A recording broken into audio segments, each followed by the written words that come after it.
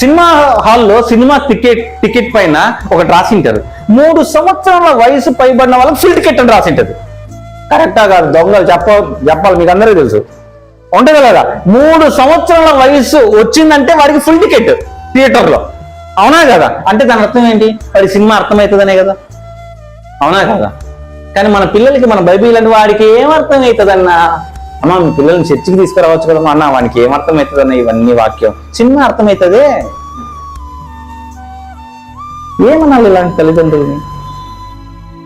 వాడు బాలుడుగా ఉన్నప్పుడు వాడిని తీసుకుని వచ్చి నువ్వు దేవుని సన్నిధిలో వాడిని పెంచితే సమూయేలు ఒక ప్రవక్త అవుతాడు నీ కొడుకు.